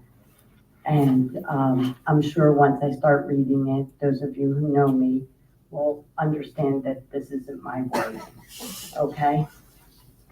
Dear board members, I am writing with a singular purpose to request that you prioritize the resolution of our outstanding contract. Teachers and support staff in the district have consistently demonstrated our commitment to our work and to the success of our students, even in the absence of the current contract. Now we respectfully ask that you fulfill the responsibilities entrusted to you by the residents of Middlesex by working hard toward a fair and timely resolution. Operating without an updated agreement creates uncertainty and sends an inadvertent message to students and families about the value placed on the quality of the education they receive. It can impact the district's ability to attract and retain the high-quality educators our students deserve and need. On the other hand, reaching an agreement would affirm a shared commitment to providing the best possible learning environment for every student. I respectfully ask the board work with our bargaining team in good faith. Even though it says team, I don't know who they meant, and with urgency to bring this matter to a fair resolution. We are ready and willing to continue doing our part to support our students. And we hope the board will do the same by settling our contract without further delay. Thank you for your attention in this matter and for your continued service to our school community. As you could tell, I didn't write it. Thank you.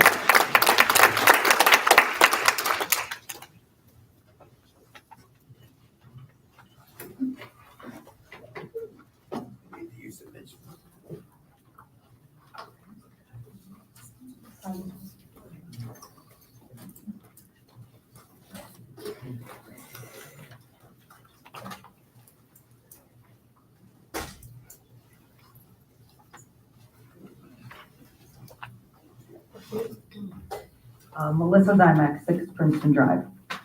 So I was looking for answers to questions I've heard asked at these meetings. And I remembered from watching at home on television, the explanation that they would be on the board corner as a type of dialogue from the board. Spoiler alert, there's no updates since the February 18th Committee of the Whole meeting, but I did stumble across 13 things school board members wish people knew about them. I found number 10 particularly interesting. We only oversee one employee, the superintendent. So my question to you is, are you aware oversee is defined in Webster's as to watch over and direct and undertaking a group of workers in order to ensure a satisfactory outcome or performance? The key word there being satisfactory. So here are my things I wish you knew or would answer. Were you overseeing your one employee when you allowed them to implement a schedule in direct violation of our contract? And if so, why? Because as I've said before, administration retains every right to change the hours of the school day within the contract. But a choice was made to not do that. The real reality is there were ways block scheduling could have worked within our contract. Yet either no one examined those ways or they didn't care to. I found at least two, and I'm not anywhere near the salary you pay your one employee. So I really need you to think about the information you've been given. Have you been told it's not possible? But is it really because maybe we don't want to work that hard? And if it wasn't possible, it shouldn't have been implemented. It's really that simple. You say we respect our teachers and we want their contract respected, and so do the people who elected us. Every board member, conflicted or not, can say that. By not saying that, you're essentially telling everyone the opposite. You expect teachers to negotiate their time away. Time, by the way, that almost all other districts offer. So yes, there are names listed as hired for open positions on tonight's agenda, but they haven't been given our schedule. We weren't even given our schedule until we showed up in September. You're already hiring people at top numbers because we can't compete in the middle of our salary guide. These new people are gonna see that inability to compete. And without longevity, you honestly can't compete at the top either. These people are gonna get sick of their $25 a month raise and realize they're not being compensated with time like other districts do. And we will continue to see resignations and turnover. I came across a quote that said, "The most valuable math you can learn is how to calculate the future cost of your current decisions." Think about that, because this contract is about much more than just money or the math. It's about the actual value you place on keeping and retaining good teachers that will allow our district to thrive for years to come. And honestly, I would really appreciate if you all think about that quote as you make all the decisions here. I feel like tonight is the first night where maybe we're starting to see that. That was my first topic. And to the second topic, I just want to be very clear. I've gotten up here and I have said, I followed the procedures. I followed the chain of command at Hazelwood, and I was iced out. And there are many other people who also have been iced out. If people are having great experiences, good. That's the point. But to completely write off 10 families, 15 families that are saying things aren't working, things aren't right, and not listening to them and saying, well, other people are having a great time. Other people really appreciate certain things. When things are wrong, people need to know. If we hadn't written that email, that security issue would not have been fixed. It was fixed. So you can call it complaining if you want, but I call it accountability. If I'm not doing my job, somebody's writing me up, or should be. Okay?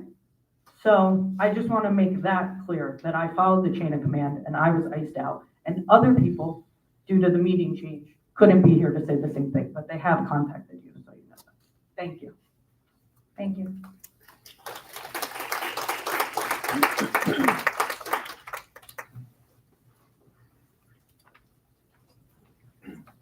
Good evening. My name is Mark Hallhopper, 131 Harlington Drive in Fords.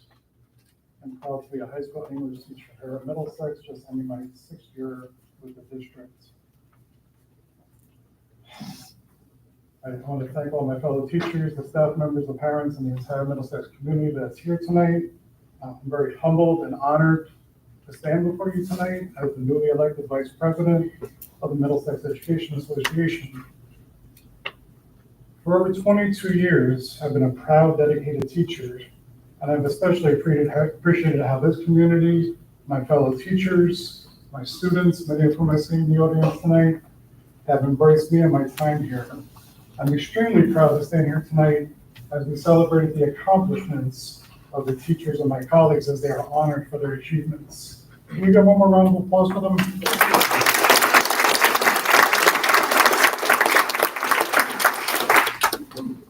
This speaks to the tireless efforts we all put in day out to make our school community the very best it can be.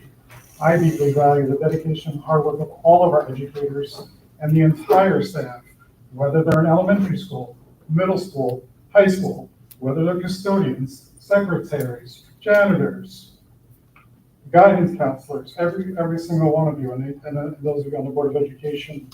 But I also proudly believe in the power of our collective bargaining voice and the importance of strong advocacy for every member of our MEA and I recognize the importance of all of us working together. And I call you, the members of the board, to put together a contract that further recognizes the excellence that we all celebrated tonight. Many of you know that we've been working under an expired contract for over 300 days.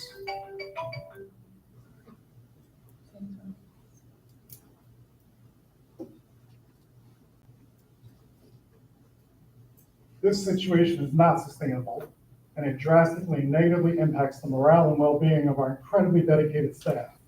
We are committed to reaching a fair agreement that acknowledges and values the educators and the staff and helps to ensure the best possible learning environment for our students, the children and the parents who sit in front of you tonight. It's simply unfathomable that we have not been able to reach an agreement in over 300 days that makes Middlesex a place where new people want to come to work and where the valued veteran staff wants to stay.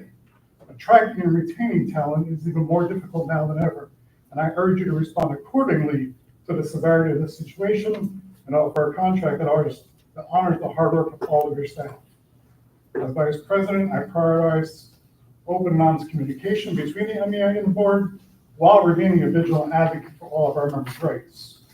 I believe that by working together with transparency and mutual respect, we can honor and address the challenges that we all face, including the need for a new contract. We want to partner with you to make sure that Middlesex remains a place where students and educators can thrive and achieve successes like never before. That was my first point. If I could speak to you frankly now, on my second point, a lot of my colleagues have stood up to you before tonight and addressed the contract, talking about a block schedule. If you've never worked in school, I don't think you understand or appreciate what a block schedule is. It's very different from a traditional schedule. Very simply, we teach in bigger blocks of time, 84 minutes, where before we taught in 40-minute periods. There are a number of school districts in New Jersey that follow this model. In our surrounding area, East Brunswick, South Brunswick, Piscataway, South Plainfield, and Woodbridge all work in a block schedule. There's a big difference, though. In all of those schools, which are about a 15-mile radius, teachers work under one of these conditions. They either work 5 blocks with no duty, 5 blocks with a duty, 6 periods and no duty, or 6 periods and they get paid for their 6th class, or they get paid for their duty. None of those 3 things is true here. None of them. So ask yourselves, why would somebody sign on the dotted line to come and work here or stay working here when there's 5 districts surrounding us that have better working conditions, that meet the needs of their teachers, who are working tirelessly, who we celebrate as educators of the year, and who put in countless hours and care for your students deeply. I look forward to continuing to work with you towards a collective resolution that meets these needs. Thank you for your time and attention. Thank you.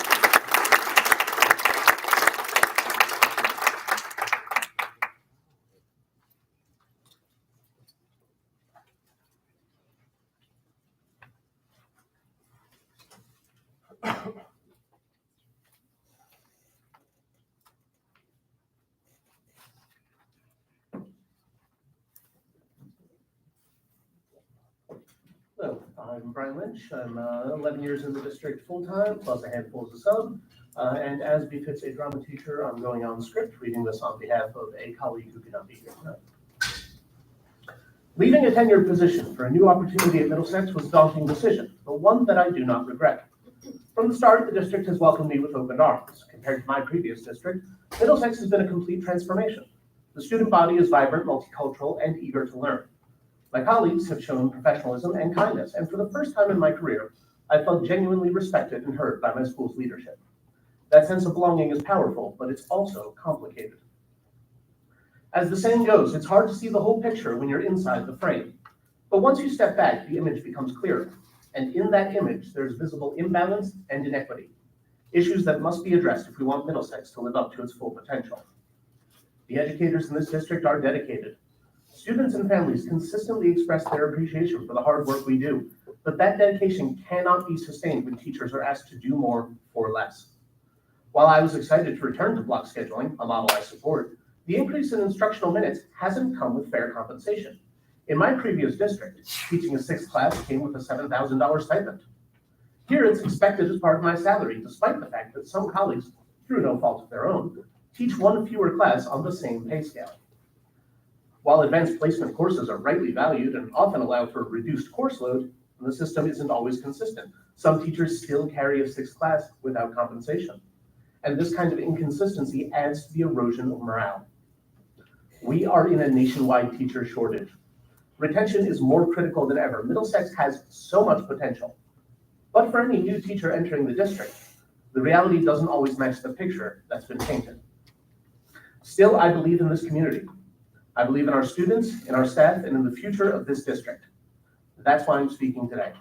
The imperfections we face are not irreversible. The Board of Education holds the power to change this narrative, to reshape the picture so that what's in the frame truly reflects the values we stand for.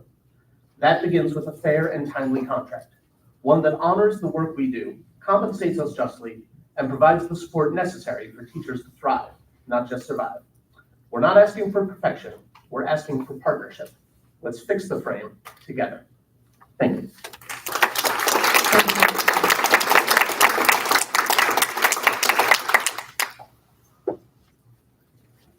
Barbara Mark, 19 Telegraph Lane, Sayreville, New Jersey.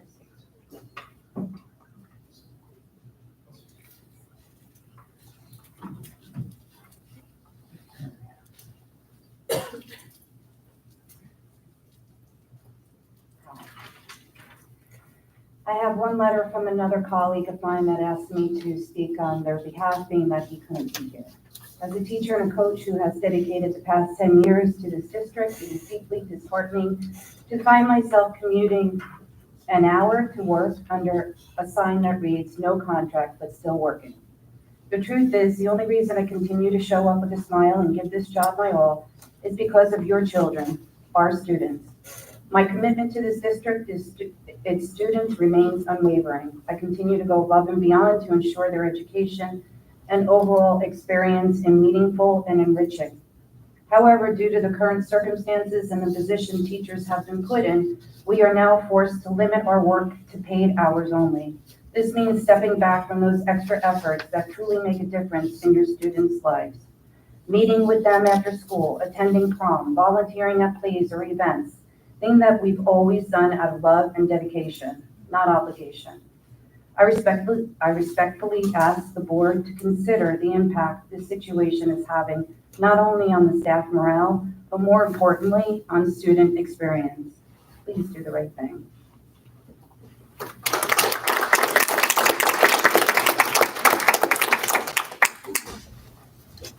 Dear members of the Board of Ed, my name is Barbara Mark, and I have proudly served as a special ed teacher for over 20 years in this district. Over 20 years and since 2019 in this district. Throughout these years, I have remained committed to my students and community through significant challenges, including COVID, shifts in staffing, and many other obstacles that have tested our collective resilience. I want to begin by expressing just how much I love my job. I truly value the opportunity to support and educate my special needs students every day. It is both a privilege and a calling that I do not take lightly. I also want to acknowledge the dedication I see from my colleagues, not just other teachers, but also the secretaries and the other staff members who work tirelessly to support the school environment. Unfortunately, the ongoing uncertainty surrounding our contract has become increasingly disheartening. The weight of working without a settled contract is affecting the morale of our staff in a profound way. I see the strained expressions of colleagues who continue to give their all despite the lack of resolution. It's important to know that this is not simply about finances. It's all about fairness, clarity, and respect. The board continues unwillingness to revise the contract verbiage to reach a fair settlement is frustrating and, quite frankly, disheartening. When people feel undervalued and unheard, it becomes difficult to maintain the motivation to go above and beyond. Low morale affects not only staff performance, but also the overall school climate and ultimately your students, your children, my students. To be completely transparent, I was deeply disappointed to learn that some staff members are permitted to bring their children to attend school in Middlesex tuition-free as an incentive, even though they reside out of district. While at the same time, the board has not yet settled a fair contract for the very educators and staff who serve this community every day. It is difficult to reconcile these two realities. This contradiction raises serious concerns and sends a conflicting message about the board's priorities and commitment to its fairness.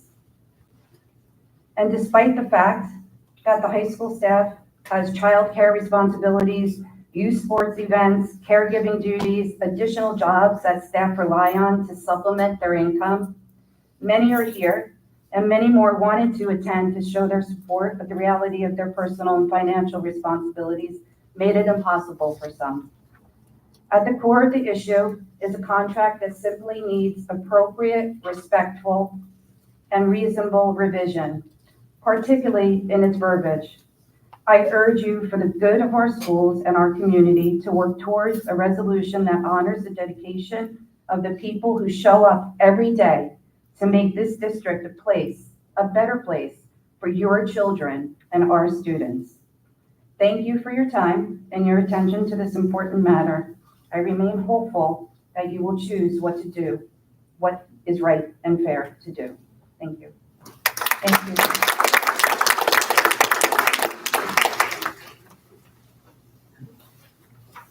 Oh man, I gotta use my glasses. Tom Hintelman, 27 Steeplechase Court, in Falls, New Jersey. Also, I'm an honorary citizen of Middlesex. I have a certificate in my room to prove it. The 2004 softball season, the town council made us honorary citizens. First of all, let me say I'm retiring this year and just thank you for the past 27 years. Most of it has been very good. I am so proud to see some of my former students up here as board members, and it really does do my heart good. I have also taught several of your kids and known them, and they have been wonderful people. I'm also happy to see you up here because you've done so much for our school, so thank you. I really want to say another thank you to Mr. Nicolay and Mr. Brenner. They put together a wonderful Hall of Fame ceremony for our school. I was inducted into the Hall of Fame along with the 2004 championship team. And all the money we raised, it was significant, goes to scholarships for the kids, correct? Yes, correct. We've given out over $20,000 in scholarships. That's a round of applause. $30,000. We have $100,000 in the bank that's going to be there forever. Future days to be announced to benefit our children in this school. Even better. So I know you guys have the best interest of the kids at heart, okay? And so do we. And everything Mr. Brenner said was true. I won't repeat his points, but it's about the extra time. I teach 6 classes and I have a duty, okay? You add up the time, that's what I put in. You read the contract language, the lawyers sort it out, but we will, it's my opinion, we deserve compensation for that. And really, Middlesex has been a great place to work because it's a community school. And, Rich Thomas, he told me that when I was first hired here, stay small, laugh at them all. We're sitting on a point right now where we're risking losing that community feeling. And we really have to kind of all come together and get this thing settled. Like I said, I'm leaving. I don't have a dog in this fight anymore. It's actually costing me $300 to be here because I had to cancel 2 appointments in my mental health practice. My boss allowed me to be here. But that's how strongly I feel about it. Now I got to drive an hour home. But these people want the best for your kids, and they deserve the best. And thank you for your time and effort, because I know volunteering is not easy. They've been trying to get me on board at my school and my district, and I'm resisting all the way. So thank you for the time and effort you put in. Thank you for the past 27 years. And if We can work together to put together a great Hall of Fame. We can work together to put together a great contract. Thank you. And thank you for your 27 years. I am a former student of Mr. Hensley, but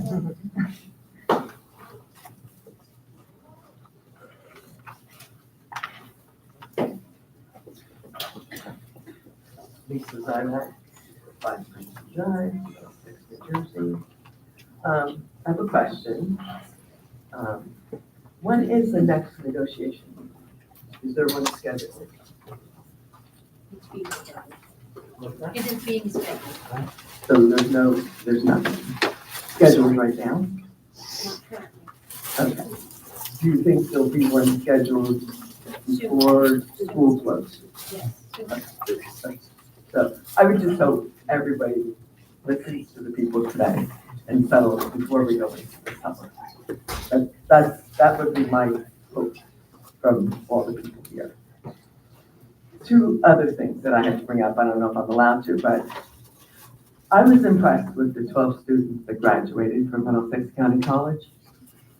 And I was curious to know if that program is still going on.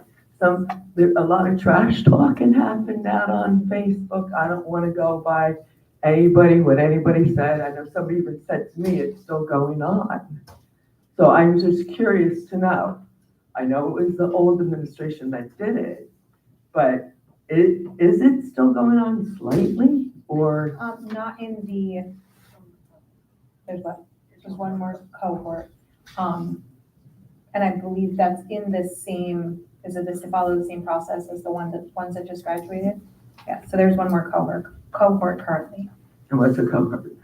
It's like the group of students. So those students started when they were freshmen. Right. So they had you to have start when they as were a freshmen and then they continued all the way through. So then there's juniors that are going to. I don't know, is that the cohort? Yes. Yes. So then after those, there won't be any more. Yes, they're switching to like a dual enrollment, opportunity. So it's not like the same exact thing. It won't be like a cohort of kids. It actually will be available to anyone, am I correct? So that was a program- lottery or something. Yes, like that program right? was a lottery only, and it was only available to those students in that cohort. So the dual enrollment program is open to any student who wants to pursue college credits. Okay, and do we pay for that, or do the kids pay for that, or how does that work? Or did we pay for those kids? That I'm not sure about. Okay, so there was like a negotiated rate for the program? Yeah, so it's a reduced rate, but the students paid for it, the families paid for it. Okay, so I'm just trying to get an understanding of what may be in the future for my grandkids that are coming up. I mean, I think it's absolutely fantastic. And I think that would be something that would attract maybe teachers or people to our community to think that their children could get part of their degree done before they even. Yeah, so, and they can, and they will be going forward with the dual enrollment program. So that would be something run by the school. Well, Dual enrollment is open to everyone. Right, I understand that, but like you would educate the parents or the kids on how to do it? That's all? Yes. Okay, so the school will take that responsibility to educate everybody on how to do this. To help them, program. yeah. Provide them with the information on dual enrollment. Okay. No, I just thought it was fantastic. I was very proud of our town for doing that. It was very good. Yeah. And then my last thing, I know I stood up here last month and I was concerned about the 2 rooms at Hazelwood that don't have air conditioning, and people may think that's silly of me, but I don't think it's silly when we're gonna give free tuition to people and we can't put air conditioners in our kids' rooms. But there was money allotted for air conditioners. I'm gonna make an assumption here, and I'm only gonna say it to you guys because you're the only ones that can answer my assumption. But there was $3,356 allotted for air conditioners. Were they at all for Hazelwood? Or, I know all of Watchung got air conditioners. Not all of them? I don't know. I would have to get back to you on that, I'm not sure. Okay. Because I know air conditioners got installed over spring break in Watchuck, because the administrator is going to be over there, right? During, No, that's not the reason why. oh, okay, okay. So how do you get the air conditioners? Like, I know it's a big process, right? I was going to actually stand up here and tell you I would donate an air conditioner to my granddaughter's classroom. That's how much I would like to see her have an air conditioner, because there's 2 that don't. And I also know that it's a state law, almost, guideline, that the room should be no warmer than 78 degrees. Once they get further higher than that, they're to be relocated, which then only causes a disturbance in their day. So it may sound silly to people, but even if my granddaughter wasn't in that class, I think it's wrong to just have 2 classrooms that don't have air conditioning in the school. And all the rest of the kids and secretaries and principals all sit in nice air conditioning rooms. So I would hope that you would, if you don't get it done this year, maybe for the students next year, you can see it in your heart to add 2 air conditioners to the school. Okay, thank you very much. Thank you.